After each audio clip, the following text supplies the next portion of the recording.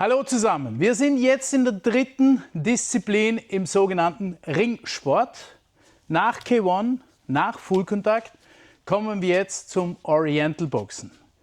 Beim Oriental Boxen vereinen wir Techniken aus dem gesamten Boxbereich, aber auch Techniken, die wir aus dem Kickboxen verwenden. Zum Beispiel sogenanntes Spinning Back Fist oder eingesprungene Fauststöße, sogenannte Superman Punches. Auch das fließt im Oriental Boxen dazu. Oriental Boxen, gleich wie bei den anderen Ringsportarten, nur für Kadetten und Erwachsene bis zu einem maximalen Alter von 55 Jahren. Genaueres bitte im Regelwerk nachlesen. Wir kommen jetzt mal zur Sicherheitsausrüstung bzw. zur Kampfausrüstung. Männlicher Part bitte, weiblicher Part bitte. Wir haben hier wieder demonstrativ Weibchen und Männchen genommen, damit wir auch zeigen können, was die Unterschiede in der Ausrüstung sind. Einmal haben wir wieder den Kopfschutz.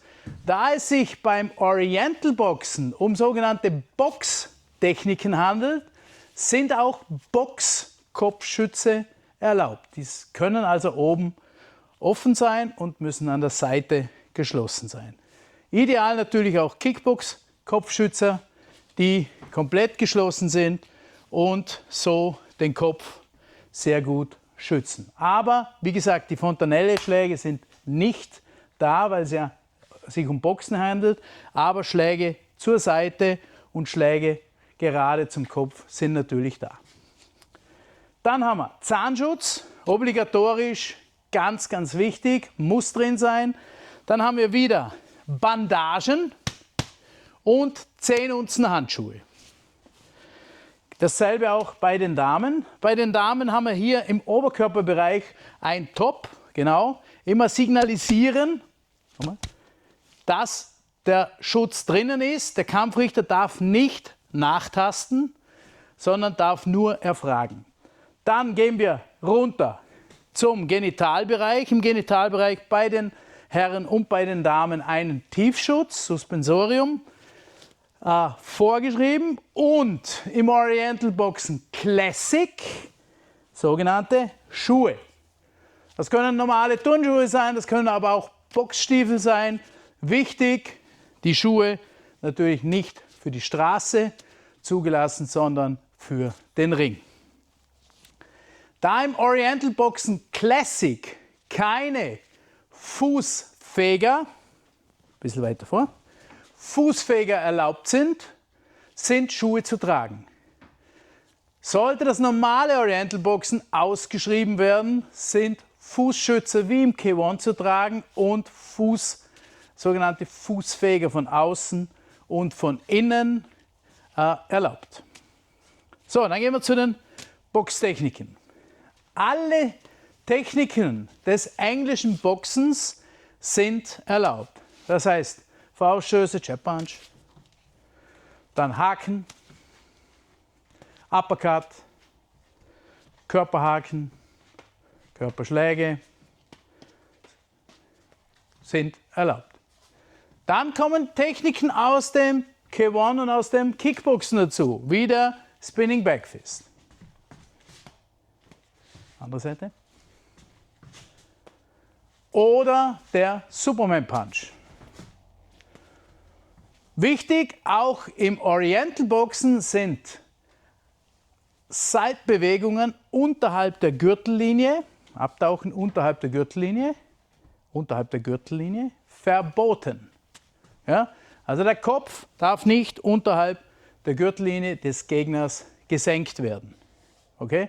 Wieder Verletzungsgefahr durch Ellbogen, durch diverse Hüftbewegungen nicht erlaubt. Beim Spinning Back Fist, da das ja eine Technik ist, die nicht aus dem Boxen kommt, ist wichtig, wenn er sich dreht, ausführen, ist der Blickkontakt mit dem Gegner erforderlich und die Hand darf nur an der Faust treffen. Keine Hammertechniken oder mit dem Ellbogen hineinschlagen. verboten und führt unweigerlich zur Disqualifikation. Clinchen beim Oriental Boxen.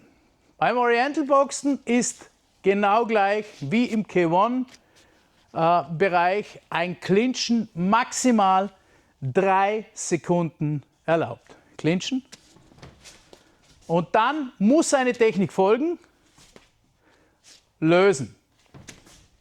Okay? Also nicht stundenlanges Clinchen wie beim Thai-Boxen erlaubt, sondern 3 Sekunden, lösen, weiter geht's. Wird das Clinchen im Kampf vollzogen, spricht der Hauptkampfrichter, der Ringrichter, ein sogenanntes Kommando Break aus. Nochmal. Break! Beide gehen auseinander, eine Armlänge und kämpfen weiter. Das Anzählen, das Bestrafen, Minuspunkte ist ident gleich wie im K1 und im Ringsport. Das heißt, Anzählen, Standing Counts oder auch gefallene Anzählen-Variante gehen immer bis 8 und dann wird weitergekämpft oder der Kampf wird abgebrochen. Wir sind im Amateurbereich, das heißt, wir achten sehr genau darauf, dass die Kämpfer keine Verletzungen oder keine schwerwiegenden Schäden davontragen und darum brechen wir lieber früher ab als zu spät. So, dann simulieren wir einmal einen Kampf. Kampfzeiten sind wieder U18 2x2 Vorkämpfe, 2x2 Finalkämpfe, bei den Erwachsenen 2x2 Vorkämpfe und 3x2 Finalkämpfe. Gut, also das ist nur ein Demonstrationskampf, weil Weibchen und Männchen nicht gegeneinander kämpfen darf. Gut, Kämpfer in die Ecken. Beide Kämpfer sind signalisiert mit der Ringecke, blau, und hier in rot, dass die Kampfrichter, die die Punkteprotokolle schreiben und klicken, auch immer wissen, wer ist rot, wer ist blau. Gut, weiter.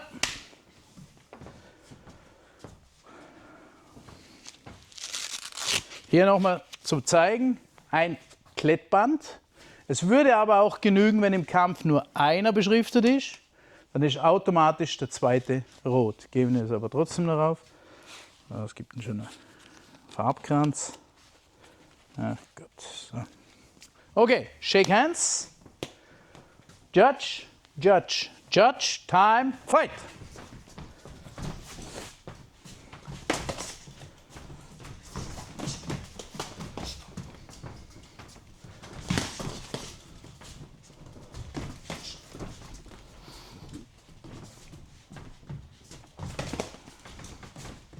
Okay.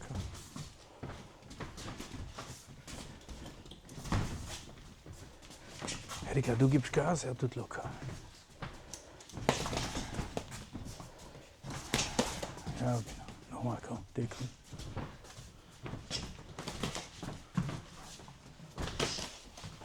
Halte.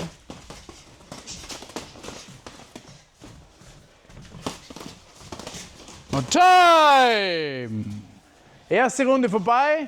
Probanden gehen in ihre Ringecken, werden versorgt von den Coaches, haben 1 Minute Zeit. Die Kampfrichter notieren die Punkte auf den Punkteprotokollen und dann beginnt auch schon der zweite Kampf. Im zweiten Kampf ruft der Kampfrichter zuerst die sogenannten Sekundanten oder die Trainer wieder hinauszugehen aus dem Ring. Seconds out. Fighters, second round. Time, fight.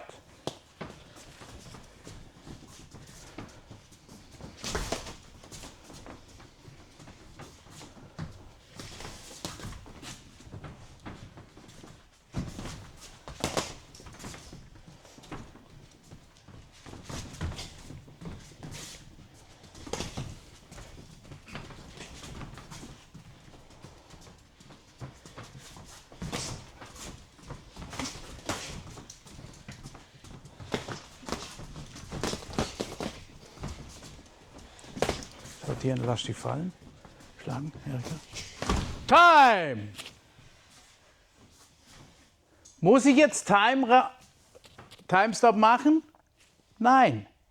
Sondern Kämpfer in die Ecke schicken und dann sofort counten. 1, 2, 3, 4, 5, 6, 7. Bei 8 müssen die Hände wieder oben sein, Blickkontakt und dann weiter geht's wieder los.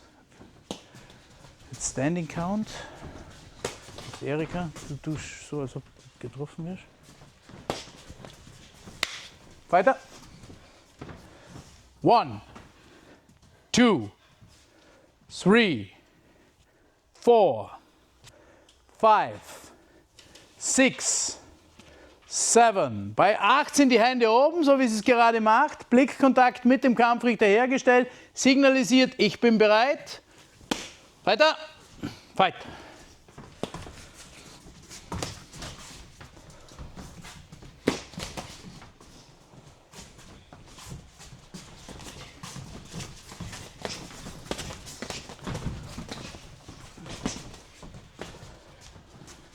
Und Time! So, zweite Runde abgeschlossen. Somit schickt der Kampfrichter die Probanden in ihre Ecken, geht dann zu den Seitenkampfrichter und kontrolliert die Ringprotokolle, sammelt sie ein.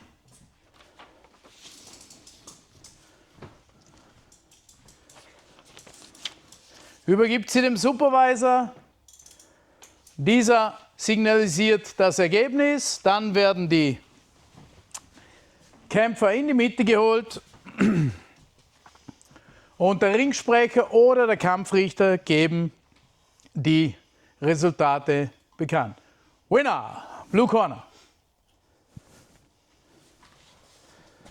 Zusammen dann in ihre Ecken abklatschen und der Kampf ist vorbei. Das war das Oriental Boxen im groben Überblick. Vielen Dank.